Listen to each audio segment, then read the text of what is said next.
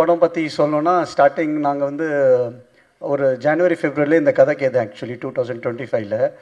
So director sir கதை சொன்னார். அதோடு சேர்த்து ஒரு 3-4 கதை சொன்னார். அந்த நேரத்தில் எல்லா கதை நல்லா இருந்தது. பட் அவரே நான் கேட்டேன், சார் எந்த கதை எனக்கு ஆப்டாக இருக்கும், ஏன்னா நான் ஃபஸ்ட்டு ஒரு படம் பண்ணியிருக்கேன், செகண்ட் ஒரு பேன் இண்டியா படம் பண்ணியிருக்கேன். ஸோ தேர்ட் வந்து நான் வந்து ஒரு பெரிய ஹீரோவாக வரணும், ஏதான் என்னோடய முயற்சி. நான் வந்து சும்மா ஒரு படம் பண்ணிவிட்டு வீட்டில் உட்கார மாதிரி என்னோட ஆம்பிஷன் இல்லை அந்த நேரத்தில். So this my third film.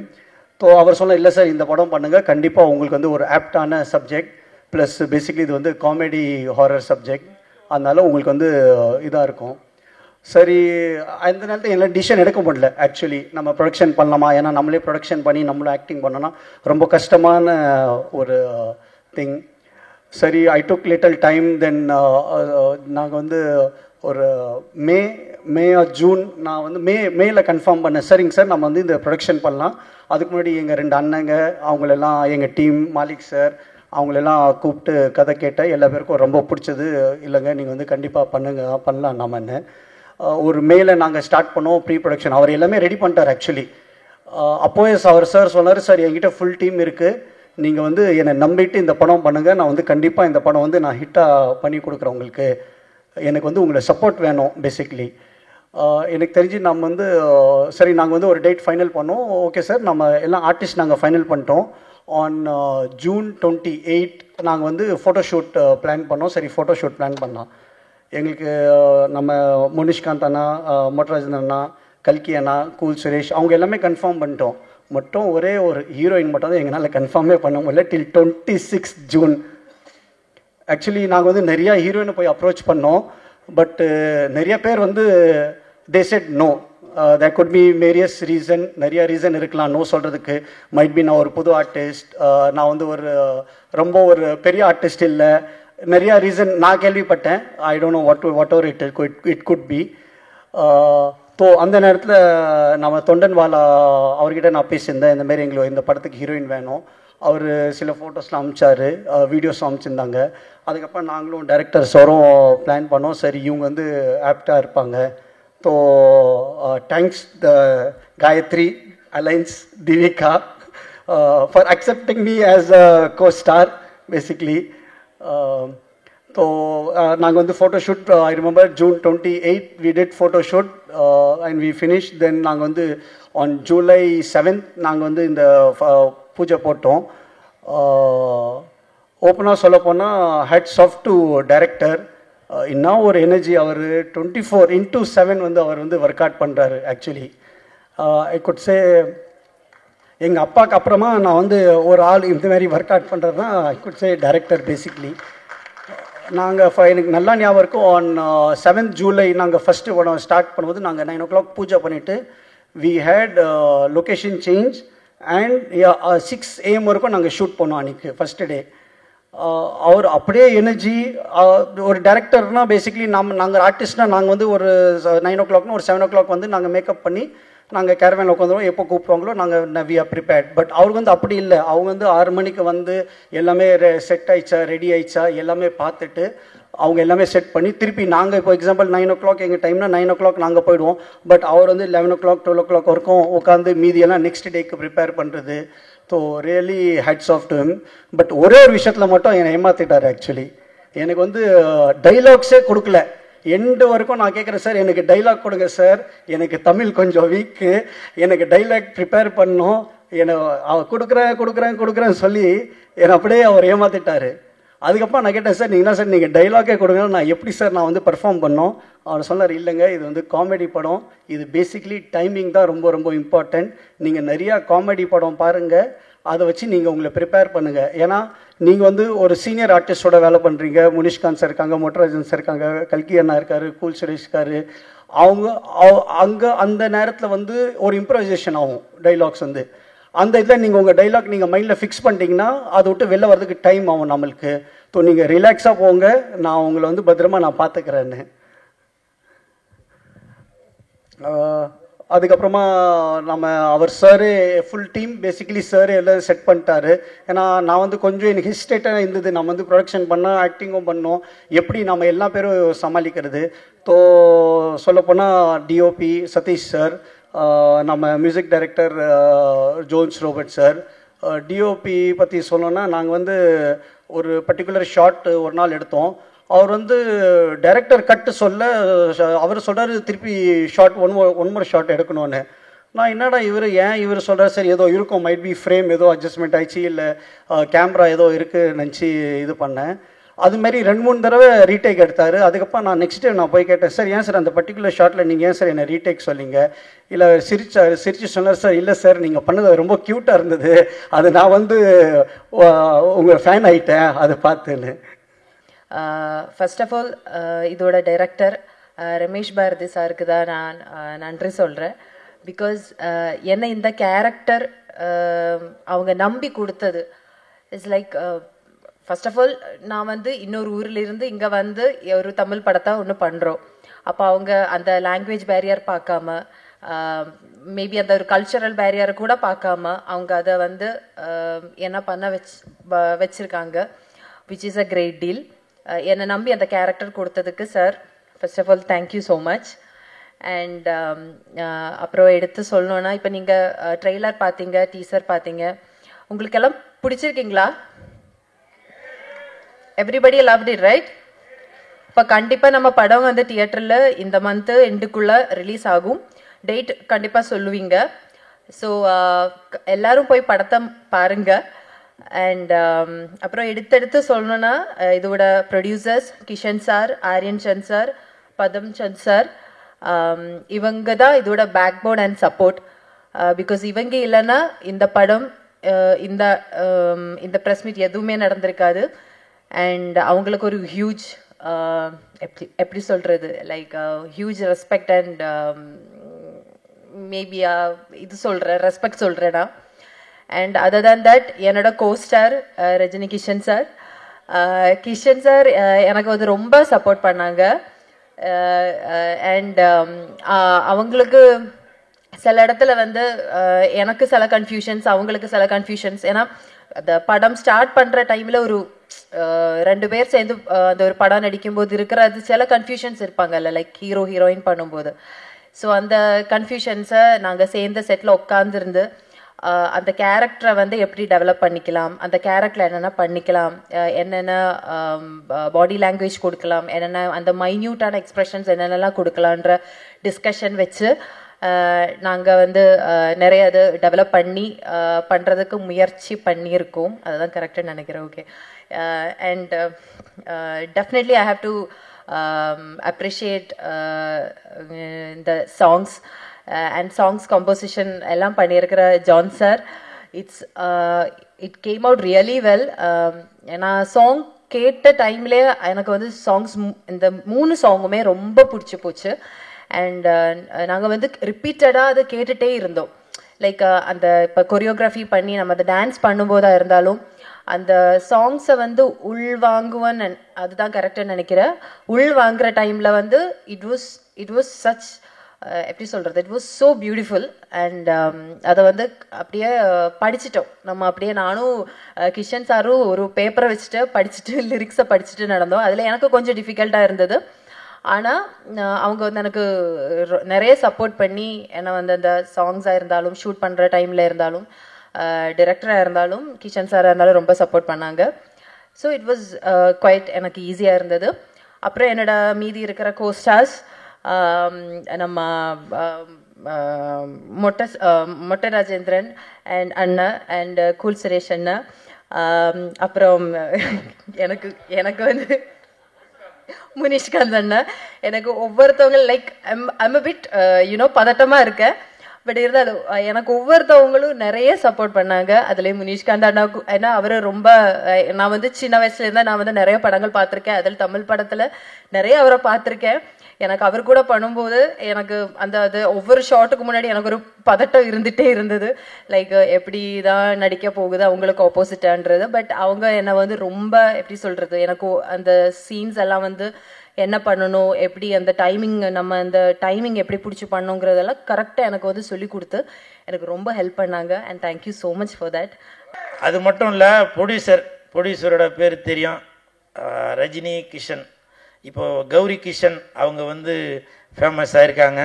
Our famous ஆகிறதுக்கான காரணமாக இருக்கிற பத்திரிகையாளர் நம்ம கார்த்திக் சார், நீங்கள் கடைசி ரோவில் உட்காந்து என்னை வாழ்த்துறதுக்காக வந்திருக்கீங்க. எனக்கு மனமார்ந்த நன்றி. நான் இங்கேருந்து அவருக்கு ஃபோன் பண்ணி கேட்டேன், என்னங்க இந்த இதுக்கு வந்திருக்கீங்க அப்படின்னு. அப்போ அவர் சொன்னார், அது என்னன்னு தெரியலங்க, கிஷன்னு பேர் போட்டாலே என்ன அறியாமலே நானே அங்கே வந்துடுறேங்க அப்படின்னு சொன்னார். அப்புறம் நான் தயாரிப்பாளர்கிட்ட கேட்டேன், சார் ரஜினி கிஷன், கௌரி கிஷன், நீங்கள் 2 பேரும் அண்ணன் தங்கச்சி அந்த மாதிரி எதுவும் அப்படின்னு கேட்டேன். அப்படிலாம் எதுவும் இல்லைங்க, அவங்க வேற இவங்க வேறன்னாங்க.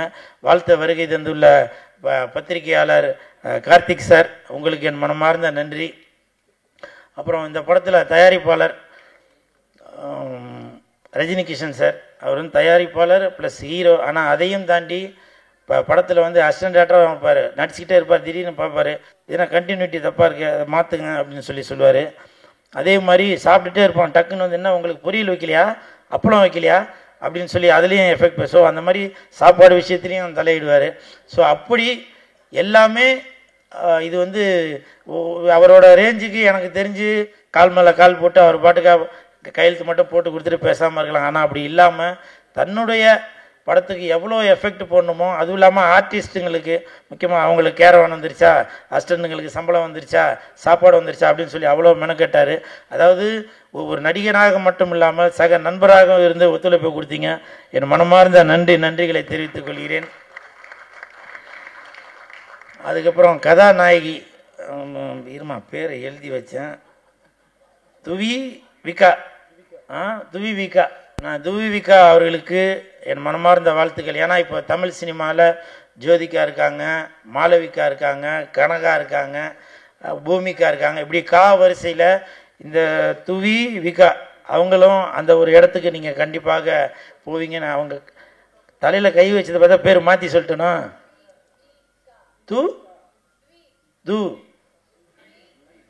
துவி விகா அந்த துவி விகா அவர்களுக்கு என் மனமார்ந்த வாழ்த்துக்கள். இப்போ கூட பாருங்க, நான் தமிழன், அவங்க வந்து மலையாளி. ஆனால் மலையாளிக்கு அந்த பேர் கரெக்டாக சொல்ல வருது, தமிழனாக இருந்து எனக்கு அந்த துவி விகா அப்படின்ற பேர் எனக்கு கரெக்டாக இருந்தாலும் நீங்கள் கண்டிப்பாக Jyothika madam, Bhumika madam, Kanaka madam இவங்கெல்லாம் விட்டு அடுத்த நீங்கள் கண்டிப்பாக பிடிப்பீங்க. சரிங்களா? மனமார்ந்த வாழ்த்துக்கள். அது மட்டும் இல்லை, படம் நடிக்கும்போது எனக்கு நல்லா கோஆப்ரேட் பண்ணாங்க, அதுக்கு மனமார்ந்த நன்றி. ஏன்னா நிறைய இடத்துல வந்து நான் அவ்வளோவா பெண்கள்கிட்ட போய் பேச மாட்டேன், நான் உண்டு என் வேலை ஒன்றா இருப்பேன்.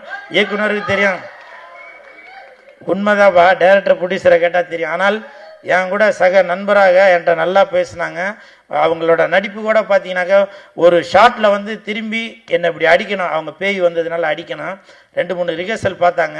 அப்போ ரிஹர்சல் பார்க்குறப்போ நல்லா ஓங்கி அடித்தாங்க. நான் மேடம்கிட்ட போய் சொன்னேன், அம்மா அப்படி அடிக்காதீங்கம்மா, நெஞ்சு வலிக்கிறத விட எனக்கு நிறையா முடி இருக்குது, முடியெல்லாம் பிச்சுக்கின்னு வந்துடுதுமா, அதுதான்மா வலிக்குது அப்படின்னு சொன்னேன். சரி சார், நான் இனிமேட்டு மெதுவாகவே அடிக்கிறேன் அப்படின்னா. டேரக்டர் ஆக்ஷன் சொன்னோன்னா கொப்ப மோளை ஓங்கி ஒரே அடி, இந்த செயின்லாம் பிச்சுக்கின்னு போயிடுச்சு. உண்மையிலே அப்போ அசிஸ்டண்ட்லாம் போய் தேடணும் அந்த செயினை, அப்புறம் மறுபடியும் தேடி எடுத்தாச்சு. அந்த அளவுக்கு ஒர்க்கு மேலே ஒரு கான்ஃபிடெண்ட்டாக நல்லா அது கரெக்டாக வரணும் அப்படின்னு சொல்லி உங்களோட ஒர்க்கு நான் வந்து ரொம்ப பாராட்டுறேன். உங்களுக்கு ஞாபகம் இருக்குங்கள? அதுக்கப்புறம் அடுத்த ஷார்ட்டு மறுநாள் கண்டினியூட்டி இருந்துச்சு. அப்புறம் போய் இங்கெல்லாம் சேவிங் பண்ணிட்டு தான் வந்து நடித்தேன். அப்புறம் நான் சும்மா இது ஒரு காமெடிக்காக ஏதோ சொல்கிறேன் அப்படின்னு சொல்லி, உண்மையிலேயே என் ஹஸ்பண்டுக்கு தெரியும், அவன் தான் ட்ரிம்மரை வச்சு சேவ் பண்ணி விட்டான். ஸோ அந்த அளவுக்கு நான் வந்து எஃபெக்ட் போட்டு அந்த அம்மா கூட பயந்து போய் இதில் நான் நடித்தேன். அது பார்க்குறவங்களுக்கு காமெடியாக கூட தெரியல, ஆனால் சீரியஸ் இது நடந்தது. ஸோ இவங்களுக்கு என் மனமார்ந்த வாழ்த்துக்கள். இந்த படத்தில் ஹீரோயின் அவர்கள், hero, second hero cool Suresh, இவங்களை தவிர 3ஆவதாக ஒரு ஹீரோ ஒருத்தர் இருக்கார். அது யாருனாக்கா நாய். இதில் ஃபோட்டோவில் போட காணும். அவங்க அந்த ஹீரோவையும் இந்த ஹீரோவையும் தவிர அந்த நாய் கூட தான் ரொம்ப நேரம் அவங்க டைம் ஸ்பெண்ட் பண்ணது. எனக்கு தெரிஞ்சு சாப்பிட்டது கூட அவங்க 2 பேரும் ஒன்றா தான் உட்காந்து காரில் சாப்பிட்டாங்கன்னு நினைக்கிறேன். நான் பார்த்தேன், அந்த நைட் எஃபெக்ட்ஸ் எல்லாம் சாப்பிட்டாங்க.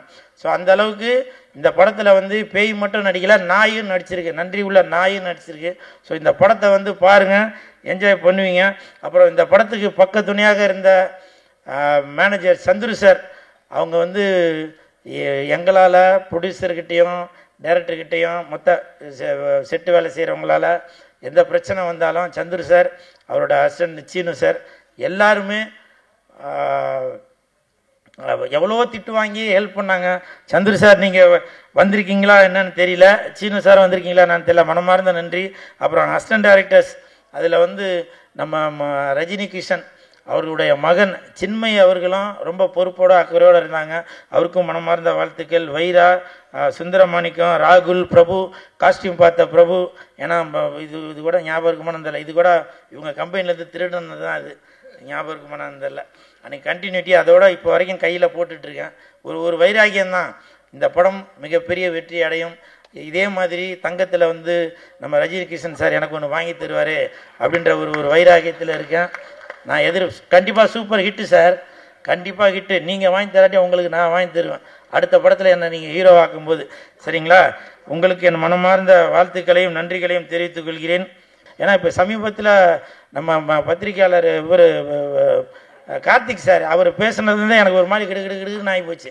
ஏன்னா என்ன மாதிரி தான் அவர் ஏதோ ஒன்று யதார்த்தமாக சொல்ல அது பதார்த்தமாக போய் நான் ஒரு பொண்ணுக்கு மாலை போட்டு என்னென்னவோ ஆகிப்போச்சு. இல்லை அந்த மாதிரி நான் சாதாரணமாக தான் பேசுகிறேன், அது ஏதோ ஆகிப்போச்சு. சரிங்களா? அதனால் இந்த நேரத்தில் பத்திரிகையாளர் கார்த்திக் சார் அவர்களுக்கும் எனது மனமார்ந்த நன்றியை தெரிவித்துக் கொண்டு அவர் கூட சேர்ந்து நானும் எதுவும் தவறாக பேசியிருந்தா என்னையும் மன்னிச்சிருங்க. மன்னிக்குன்னு சொல்லக்கூடாது, வருத்தத்தை தெரிவித்துக் கொள்கிறேன். நன்றி. ரஜினி கிஷன் மிகப்பெரிய ஹிட் அடிக்கும். எப்படி இப்போ ஒரு வாரமாக கௌரி கிஷன் அவர்கள் நல்ல பிரபலமாக இருக்கிறாங்களோ அதே மாதிரி ரஜினி கிஷன் அவர்களும் இந்த படம் ரிலீஸ் ஆகிற பயங்கர பிரபலமாக ஆவீங்க. உங்களுக்கு என் மனமார்ந்த வாழ்த்துக்கள். வெந்து தணிந்தது காடு, ரஜினி கிஷனுக்கு வணக்கத்தை போடு. தண்ணியில இருக்கும் மீன், நான் லெஜண்டோட ஃபேனு. நன்றி நன்றி. பத்திரிகையாளர் அனைவருக்கும் வணக்கம். வேலையில் அமர்ந்திருக்கும் திரையுலக அவங்களுக்கும் வணக்கம். முதல் வந்து நான் டைரக்டருக்கு பெரிய நன்றி சொல்லிக்கிறேன். ஏன்னா டைரக்டர் வந்து ஹார்ட் ஒர்க் கேள்விப்பட்டிருக்கேன், இவர் பேய் ஒர்க்கு இவர். ஏன்னா இவர் என்கிட்ட கதை சொல்லும் போதே நான் நினச்சேன், அவர் ஒரு சொற்பமான நாட்கள் கேட்டார், இதில் எப்படி இவ்வளோ சீன் நீங்கள் எடுத்துவீங்களா? அண்ணே நீங்கள் வாங்கினே நான் பார்த்துக்கிறேண்ணே அப்படின்னாரு. ஆனால் வந்து அப்படின்னா நாட்கள் கம்மியே தவிர, ஆனால் கால் சீட்டாக பார்த்தீங்கன்னா அதிகமாக இருக்கும். காலையில் ஆரம்பித்தாருன்னா நைட் 2 மணி வரைக்கும் தான் போகும். ஏன் அவர் பேய் அப்படின்னு சொல்கிறேன் அப்படின்னா, தூங்கவே மாட்டாப்புல. காலையில் வந்து அப்படி பார்த்தீங்கன்னா நானும் பார்த்துக்கிட்டே இருக்கேன். கிட்டத்தட்ட ஒரு 10 நாள் ஒர்க் பண்ணேன். 10 நாளில் 7 நாள் பார்த்தீங்கன்னா night and day, night and டேன்னு போகுது. நான் இவரை வாட்ச் பண்ணிகிட்டே இருப்பேன். பார்த்தீங்கன்னா ஒரு இடத்துல கூட அந்த ஒரு கண்ணசவோ அப்படியே ஒரு சோர்வோ அப்படி இல்லவே இல்லை. அதுக்கு தகுந்த மாதிரி அவங்க உதவி இயக்குநர்களும் சரி, அதுக்கு தகுந்த மாதிரியே அதில் பார்த்தீங்கன்னா சாரோட பையன்லாம் நல்லா ஹார்ட் ஒர்க் பண்ணாப்புல. சின்மை வந்து உதவி இயக்குநர்களும் அதே மாதிரி கேமராமேன் சாரும் அதுக்கு ஈக்குவலாக இது பண்ணார். இப்போ வந்து சார் வந்து பார்த்தீங்கன்னா ப்ரொடியூசர் அண்ட் ஹீரோ, இது தயாரிப்பையும் பார்த்துக்கணும், நடிப்புலையும் ட்ராவல் பண்ணணும். அது ரொம்ப சிரமம் அப்படின்றத இவரை வச்சு தான் நான் பார்த்தேன். ஏன்னா ஏற்காட்டில் ஷூட்டிங் போயிட்டு இருந்துச்சு. எனக்கு இவருக்கு இப்போ ஒரு பெரிய லென்த்து டைலாக் இருந்துச்சு. அவருக்கு எடுத்து முடிச்சிட்டாங்க. அடுத்து எனக்கு க்ளோஸ் வச்சு எடுத்துக்கிட்டு இருக்காங்க. எடுத்து முடிச்சோடனே நான் அந்த பெரிய டைலாக்கை நான் சொல்லி முடிச்சோடனே சூப்பர் சார் அப்படின்னு கை தட்டினார்.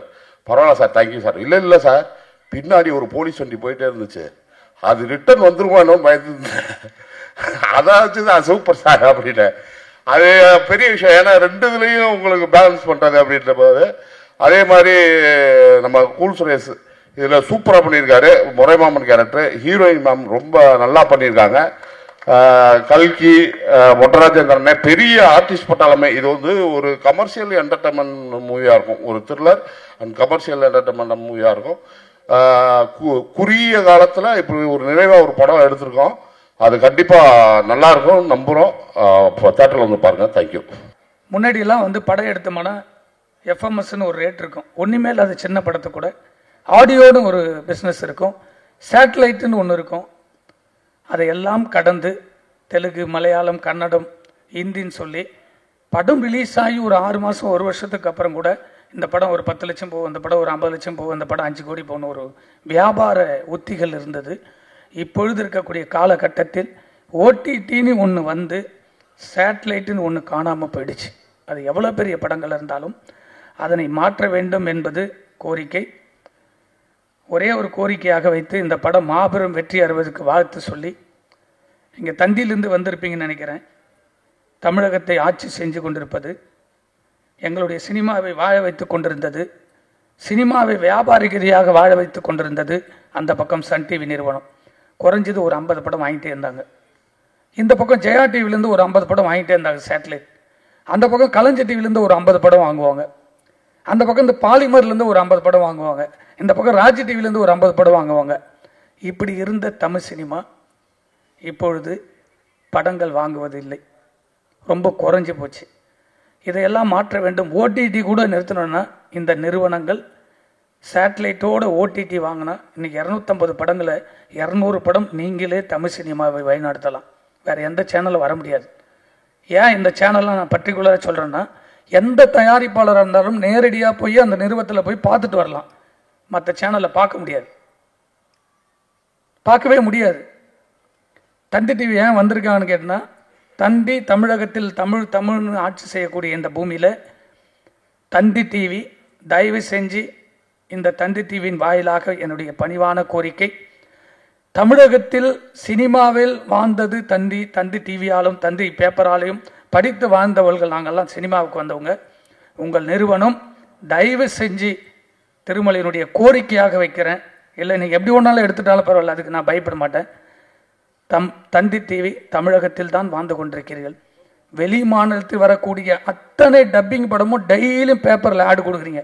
ஒரு ஸ்டேட் படத்தை இது வரைக்கும் தமிழகத்தில் வாங்கலை. நீங்கள் தந்தி ஆரம்பிக்கும் போது ஏப்ரல் மாதம் பூஜைக்கு தமிழ் சினிமாவில் இருக்கக்கூடிய இண்டஸ்ட்ரியில் இருக்கக்கூடிய நம்முடைய தமிழ் திரைப்பட தயாரிப்பாளர் சங்கத்துக்கு வந்து எங்களுக்கு ஒத்துழைப்பு கொடுக்கணும்னு சொல்லி நீங்கள் வந்தீங்க. இது வரைக்கும் ஒரு ஸ்டேட் படத்தை, ஒரு தயாரிப்பாளருடைய படத்தை இது வரைக்கும் நீங்கள் வாங்காதது ரொம்ப மன வருத்தம், கண்டனத்துக்குரியது. நன்றி, வணக்கம்.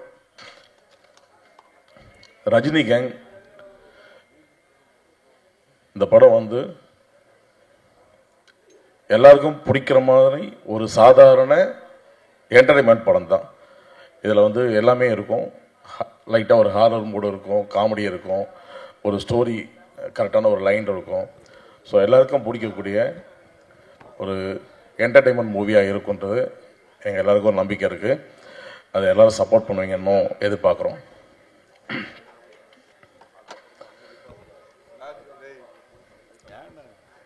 இந்த இசை வெளியீட்டு விழாவில் முக்கியமான நபராக இருக்கக்கூடிய ஜோன்ஸ் ரோபர்ட், ஃபஸ்ட் அவர்லேருந்து ஆரம்பிச்சிடுறேன். ஜோன்ஸ் வந்து ரொம்ப திறமையான ஒரு மியூசிக் டைரக்டர். நான் நிறைய ப்ராஜெக்ட்ஸ் ஒர்க் பண்ணிகிட்ருக்கோம், வேறு மியூசிக் டைரக்டர் கூட ஒர்க் பண்ணியிருக்கேன். இவர் கூட ஒர்க் பண்ணதுக்கப்புறம் நான் வேறு எந்த மியூசிக் டைரக்டர்கிட்டையும் ஒர்க் பண்ணல. ஒரு 3 ப்ராஜெக்ட் நான் இவர் கூட தான் ஒர்க் பண்ணிகிட்ருக்கேன். ஸோ அந்தளவுக்கு ஒரு ரொம்ப சின்சியரான ஒரு மியூசிக் டைரக்டர், ரொம்ப திறமையானவர். அவர்கிட்ட இருக்கிற டேலண்ட்டோட முக்கியமாக அவர்கிட்ட எனக்கு ரொம்ப பிடிச்சது, எந்த டைமில் வேணாலும் நம்ம ஒர்க்கை முடிச்சு கொடுக்குறதுக்கு அவர் ரெடியாக இருப்பார். அதுதான் மெயினாக எனக்கு ஜோன்ஸ் கிட்ட ரொம்ப பிடிச்சது. நமக்கு டைம் டிலே பண்ண மாட்டார். இந்த டைமில் முடிக்கணும் அந்த வேலையினாக்கா நம்பி கொடுக்கலாம். அந்த மாதிரி ஒரு நல்ல திறமையான ஒரு மியூசிக் டைரக்டர். அதே மாதிரி எங்களுக்கு உட்காந்து ஒர்க் பண்ணும்போது எங்களுக்குள்ள ஒரு நல்ல ஒரு கெமிஸ்ட்ரி இருக்கும். அதனால் வந்து ரொம்ப ஜாலியாக ஒர்க் பண்ணிக்குவோம். அதனால் அவரோட நான் நிறைய ஒர்க் பண்ண ஆரம்பிச்சிட்டேன். இந்த படத்தில் மொத்தம் 5 சாங்ஸ் இருக்குது. அந்த 5 சாங்ஸில் வந்து 3 சாங் வந்து மெயினாக விஷுவலோடு இருக்கும், 2 சாங் வந்து பேக்ரவுண்ட் சாங்காக நாங்கள் பண்ணியிருந்தோம். படத்தில் 3 சாங் தான் பிளான் பண்ணியிருந்தோம். அதுக்கப்புறம் ரீரெக்கார்டிங் பண்ணும்போது ஒரு 2 சாங் ஆட் பண்ணோம். அது அந்த இடத்துல தேவைப்பட்டுச்சு, அதனால் பண்ணியிருக்கோம். அந்த 2 சாங்கும் இப்போ நீங்கள் பார்த்த சாங் மாதிரி அதுவும் ரொம்ப நல்லாயிருக்கும். அடுத்தது என்னோட டிஓபி சதீஷ், அவர் இன்னைக்கு வெளியில் ஷூட்டிங்கில் இருக்கார், வேறு ஷூட்டில், இங்கே இல்லை, ஊரில் இல்லை, அதனால் வர முடியல. அவரும் கண்டினியூவாக என்னோட ஒரு 3 ப்ராஜெக்ட் ஒர்க் பண்ணிகிட்ருக்காரு. நல்ல திறமையான ஒரு ஒளிப்பதிவாளர். மெயினாக வந்து நான் என்ன நினைக்கிறேன்றது டக்குன்னு அவர் செய்வார். நாங்கள் 2 பேரும் ஃபஸ்ட்டு ஒர்க் பண்ண ப்ராஜெக்டில் சண்டை போட்டுட்டு தான் ஆரம்பித்தோம். அதுக்கப்புறம் வந்து அவரோட ஒர்க் பண்ணது வந்து எனக்கு ரொம்ப சாட்டிஸ்ஃபைடாக இருந்துச்சு. அதுக்கப்புறம் அவரோட நான் இப்போ ஜோன்ஸ் கிட்ட சொன்ன மாதிரி தான், அவர் கூட ஒர்க் பண்ணதும் அவர் கூட ஆரம்பித்ததுக்கப்புறம் நான் வேறு யார் கூடயும் மறுபடியும் ஒர்க் பண்ணலை. ஸோ எங்கள் டீம் அப்படியே அந்த சேர்ந்து தான் ட்ராவல் ஆகிட்டுருக்கு. அடுத்தது எடிட்டர் வினோத் கண்ணா. அவர் ஒரு நிறைய படங்கள் ஒர்க் பண்ணியிருக்காரு, திறமையான ஒரு எடிட்டர். நான் வந்து பேசிக்காக எடிட்டராக வந்து என் லைஃப் ஸ்டார்ட் பண்ணேன். அப்போ நான் ஃபஸ்ட்டு எடிட்டிங் கற்றுக்கிட்டது வினோத்துக்கிட்ட தான். ஸோ அப்போதுலேருந்து என் கூட அவன் ட்ராவல் பண்ணிகிட்ருக்காரு. இடையில வந்து நானே எடிட்டர் இருந்ததுனால சில ப்ராஜெக்ட்ஸ் வந்து கூட சேர்ந்து ஒர்க் பண்ண முடியல. அதனால் இப்போ தான் வந்து ஃபஸ்ட் டைம் நாங்கள் 2 பேரும் சேர்ந்து ஒர்க் பண்ணியிருக்கோம். தேங்க்ஸ் வினோத். அப்புறம் எங்கள் ஆர்ட் டைரக்டர் விஜயானந்த், அவர் கொஞ்சம் உடம்பு சரியில்லை, அதனால வரல. அவரும் வந்து எங்களுக்கு தேவையான விஷயங்களை ரொம்ப கச்சிதமாக செஞ்சு கொடுத்தாரு. அப்புறம் லிரிக்ஸ் நவீன் பாரதி. நவீனும் வந்து நான் மீட் பண்ணுறதுக்கு முன்னாடி வந்து வேற ஒரு ப்ராஜெக்டுக்காக ஒரு சின்ன ஒரு சாங் பண்ணியிருந்தோம். அதை வந்து லிரிக்ஸ் எழுதிருந்த கேட்டுட்டு வந்து யார் இந்த பையன் எழுதியிருக்காரு நல்லா இருக்குன்னு கேட்டுட்டு இந்த படத்தில் அவர் எழுத சொல்லியிருந்தேன். ஸோ அது ஒரு பக்கம் போச்சு. Stunt master Rajesh sir short டைமில் எங்களுக்கு நல்லபடியாக முடிச்சு கொடுத்தீங்க, தேங்க்ஸ். அப்புறம் dance master Vijay master Vinod, அவங்க 2 பேரும் பிஸியாக இருக்கிறதுனால வரல இன்னைக்கு. எல்லாமே எங்களுக்கு வந்து ஷார்ட் பீரியடில் முடிச்சு கொடுத்தாங்க. அதுதான் எனக்கு ரொம்ப ஒரு மனம் மகிழ்ச்சியான ஒரு விஷயம். சொன்ன டைமில் எல்லாத்தையும் முடிச்சு கொடுத்தாங்க எல்லாருமே. மற்றபடி என்னோட ரெகுலராக என் கூட ஒர்க் பண்ணுற டீம் எல்லாருக்கும் நான் தேங்க்ஸ் சொல்லிக்கிறேன். என்னோட டிஐசிஜி இந்த டிபார்ட்மெண்ட் பார்த்துக்கிற துரை விநாயகமூர்த்தி, அப்புறம் சவுண்ட் எஃபெக்ட்ஸ் நாராயணன், அப்புறம் டோனி ஆடியோகிராஃபர் டோனி, இவங்க எல்லாருக்கும் நான் ரொம்ப தேங்க்ஸ் சொல்லிக்கிறேன். எனது மனமார்ந்த வணக்கங்கள். ஸ்பெஷல் தேங்க்ஸ் இங்கே எல்லாருக்கும் இந்த டீம்க்கே சொல்லணும். பிகாஸ் இப்படி ஒரு பியூட்டிஃபுல்லான ப்ராஜெக்ட் எனக்கு கொடுத்ததுக்கு வந்து I am really very thankful. Hero and producer sir Rajini Kishan sir, முக்கியமாக ரமேஷ் பாரதி அண்ணன். ஸோ வந்தோடனே அவர் தான் டக்குன்னு கால் பண்ணார், அப்பா இந்த மாதிரி ஒரு படம் இருக்குது, ஸோ நம்ம டீம் அப்படியே நம்ம பண்ணுறோம், ஸோ யூ ஷுட் பி தேர்னாரு. அண்ட் அந்த டீமோட ப்ராசஸே வந்து ரொம்ப ஜாலியான ஒரு ப்ராசஸ். கம்போசிங்காக இருந்தாலும் சரி, ரெக்கார்டிங்காக இருந்தாலும் சரி. அண்ட் வந்து இந்த ஒரு டெக்னீஷியன்ஸும் தேவர் லைக் என்ன சொல்கிறது, ப்ரைஸ்லெஸ் ஜெம்ஸ். அவங்கலாம் they gave their entire best to this project. So starting from my singers, my lyricist, அவர் ஆக்சுவலி ஒரு பாட்டு இல்லை 3 பாட்டு எழுதியிருக்கிறாரு. And singers Deepthi Suresh, GV Prakash Kumar sir, Padmaja and Anthonydasan sir. Anthonydasan சார்லாம் ஃபயர் ரெக்கார்டிங் ஸ்டுடியோவில் வேறு லெவலில் ஒரு என்டர்டெயின்மெண்ட். அதாவது கரெக்டாக சொல்லணும்னா மிஸ்டா என்டர்பிரைசஸ் மிஸ்டா என்டர்டெயின்மெண்ட்ஸ் வச்சுருக்கணும். அவ்வளோ ரொம்ப ஜாலியாக இருந்தது working with this brilliant lovely team, and I had one of the best times in recording studios. So பெரிய thanks to everyone present over here. நீங்க எல்லாருமே தான் இந்த ட்ரீம் என் கையில் கொடுத்துருக்கீங்க, and I'm very thankful for it. And வந்திருக்கும் press, thank you for supporting us. இதே மாதிரி படம் ரிலீஸ் வரைக்கும் நீங்கள் எல்லாரும் எங்களை சப்போர்ட் பண்ணிட்டு to get us to a higher position, அது எல்லாமே உங்கள் கையில் இருக்குது. So please do support us. கண்டிப்பாக படம் ரிலீஸ் ஆகும்போது எல்லாரும் தியேட்டரில் வந்து பாருங்கள். And audience, everyone, I am really thanking you from the bottom of the heart. இவ்வளோ தூரம் எங்களை எடுத்துன்னு வந்து விட்டதுக்கு. And we ask you to keep supporting us in our further projects. Thank you so much. இங்கே வந்திருக்கிற அனைவருக்கும் காலை வணக்கம். Mystery entertainment producer actor Rajini கிஷனுக்கு என்னோட பெரிய congratulations. I wish him all the best for a wonderful success of Rajini Gang. Rajini அந்த பேரே ஒரு பிராண்டு. கேங் ரஜினி கேங் எப்படி இருக்குன்னு நீங்க 27th நவம்பர் கண்டிப்பா பார்ப்பீங்க. I personally believe content is the king. இந்த இண்டஸ்ட்ரி பொறுத்த வரைக்கும் content is the king. And அந்த கண்டென்ட்டை நம்புறவங்க கண்டிப்பா வந்து ஆடியன்ஸ் மத்தியில் கண்டிப்பா ரீச் ஆவாங்க. அது எனக்கு வந்து ஒரு மிகப்பெரிய கான்ஃபிடென்ஸ். அண்ட் இந்த கான்ஃபிடென்ஸ் எனக்கு வந்து எப்படி வருதுன்னா, when the captain of your ship, that is the director, Mr. Ramesh Bharati, அவர் வந்து என்னோட ஃபர்ஸ்ட் ஃபிலிம் நான் ப்ரொடியூஸ் பண்ணதுல வந்து he was an editor. அவங்களோட சின்ன பயோகிராஃபி மட்டும் நான் சொல்லிடுறேன். அப்போயே வந்து நான் வந்து நினச்சேன், எடிட்டராக இருக்காங்க, he's a wonderful editor. I mean I can't even tell you. நீங்கள் பார்த்தீங்கன்னா உங்களுக்கு தெரியும், என்னோட படத்தோட பேர் வந்து ஆதியும் அந்தமும். அந்த படத்தில் வந்து எடிட் பண்ணியிருந்தாங்க. அந்த ட்ரெய்லரை பார்த்து எனக்கு வந்து நிறைய ஃபண்டர்ஸ் வந்து ரீச் ஆனாங்க அண்ட் அக்செப்ட் பண்ணாங்க என்ன அந்த படத்தை வந்து வாங்குறதுக்கு. ஸோ அந்த மாதிரி ஒரு எடிட்டர் கிட்டத்தட்ட ஒரு 4-5 இயர்ஸ்ல அவங்களோட growth பார்த்தீங்கன்னா இன்னைக்கு he is a wonderful writer, story teller, director. ஏன் சொல்கிறேன்னா, இப்போ சமீபத்தில் எங்களுக்கு வந்து ஒரு வெப் ஃபிலிம் பண்ணியிருக்காங்க. அதுக்கு பேர் வந்து முருகேசன் +2. அது ZEE5ல வந்து இந்த மாதத்துலேயே வந்து வரப்போகுது. அந்த படத்தை பார்த்தீங்கன்னா கிட்டத்தட்ட ஒரு 2 hours ஃபிலிமை வந்து ரெக்கார்ட் பிரேக்கிங் டைம் 8 daysல முடிச்சிருக்காங்க. வித் கம்ப்ளீட் இட்ஸ் வேற லெவல் ஒரு வெப் ஃபிலிம். நீங்கள் பார்ப்பீங்கன்னா உங்களுக்கு தெரியும். So beautifully executed with such a limited டைமில் வந்து அவ்வளோ நல்லா பண்ணியிருக்காங்க. I really have a strong feeling, director ஒரு கேப்டன் ஆஃப் அ ஷிப் வந்து கரெக்டாக இருந்தாருன்னா அது வந்து அந்த ப்ராஜெக்ட் கண்டிப்பாக சக்ஸஸ்ஃபுல் ஆகும். அந்த நம்பிக்கை எனக்கு இருக்கு. செகண்ட் திங் வந்து mister Jones, the music director of this film. You know சொல்லுவாங்கல்ல, எல்லாருக்கும் வந்து ஒரு ஆப்பர்ச்சுனிட்டி கண்டிப்பாக தேவை. One opportunity. I have a feeling that one opportunity he is just waiting for it, because he is one of the finest knowledgeable music directors in the industry today, and I am sure he has a fantastic future in the near coming years. அதே மாதிரி வந்து இந்த படத்தோட cameraman mister Satish, அவர் வந்து முருகேசன் +2ல அவரும் இந்த இது actually வந்து நான் இங்கே எதுக்கு வந்திருக்கேன்னா, I am very happy because I am celebrating it. இது என்னோட கேங். இது ரஜினி கேங்க்கு முன்னாடி இது என்னோட gang. So I am so happy that Kishan sir வந்து, ரஜினி கிஷன் சார் வந்து இந்த பியூட்டிஃபுல் டீமை வந்து அப்படியே எடுத்திருக்காங்க. அண்ட் அந்த டீம் வந்து கண்டிப்பாக இவங்களுக்கு ஒரு மிகப்பெரிய சக்ஸஸ் கொடுக்கும் அந்த நம்பிக்கையோட. I really pray God that this should be a very big success. And in the company வந்து in future they should do lot of films and entertain all of us. Thank you very much. என் தாய்க்கும் என் தமிழுக்கும் என் நன்றியை தெரிவிச்சுக்கிறேன்.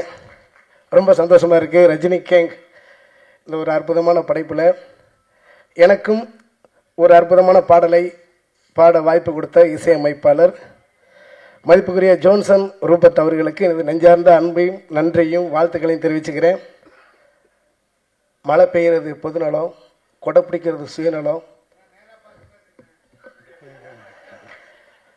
மழை பெய்கிறது பொதுநலம், கொடை பிடிக்கிறது சுயநலம். பொதுநலமாக நீங்கள் நிறைய படம் மியூசிக் பண்ணணும், சுயநலமாக எல்லா படத்துலையும் என்னையும் பாட வைக்கணும்னு வேண்டிக்கிறேன். இந்த படத்துடைய தயாரிப்பாளர் மற்றும் கதை நாயகன் என்னன்னு தெரியல, கூல் சுரேசனை பக்கமே முகம் போகுது, அவரே பார்த்துக்கிட்டு இருக்கேன்.